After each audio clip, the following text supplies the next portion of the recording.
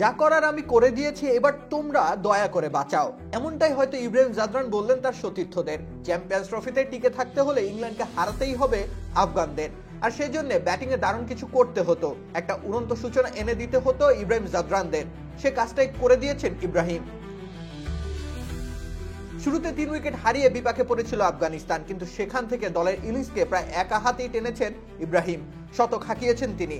এই সময় বলের সাথে তার রানের দূরত্ব খুব একটা বাড়তে দেননি, একেবারে প্রপার ওয়ানডে ব্যাটিংটা করেছেন তিনি। তাতে করে বড় সংগ্রহের ভিত খুব সহজেই পেয়ে যায় আফগানিস্তান। ইংল্যান্ডের বোলিং আক্রমণ রীতিমতো অসহায় হয়ে পড়ে ইব্রাহিমের সামনে।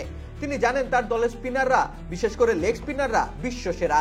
তাদের ডিফেন্ড করার মতো একটা সংগ্রহ গড়ে দিলেই ম্যাচ বাঁচিয়ে জেতানোর ক্ষমতা আছে রশিদ খান, নূর আহমেদদের। শেখ মাসালায় মাসালাময় প্রাণ পটেটো ক্র্যাকার, লোভ সামলানো দায়।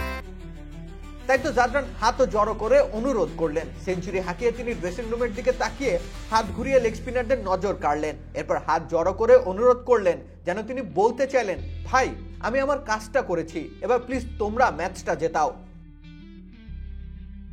দলের বোলারদেরও নিশ্চয়ই ইব্রাহিমের উপর ছিল আস্থা। সেই আস্থার প্রতিদান দিয়েছেন তিনি 22 গজে। সেঞ্চুরি করেও থেমে থাকেননি, বরং আরো আগ্রাসী হয়ে ওঠেন। পাকিস্তানের উইকেটে যে কোনো রানই যথেষ্ট নয়, তাই তো তিনি দলের রান যতটা বাড়িয়ে নেওয়া যায় সে প্রচেষ্টা করে গেছেন যতক্ষণ ছিলেন ক্রিজে। এবার ইব্রাহিম জাদরানের বোলারদের তার এমন অনবদ্য ইনিংসে প্রতিদান দেওয়ার পালা। ইংল্যান্ডকে চ্যাম্পিয়ন্স ট্রফি থেকে বিদায় জানানোর দায়িত্বটা এবার রশিদ, নূরদের হাতে।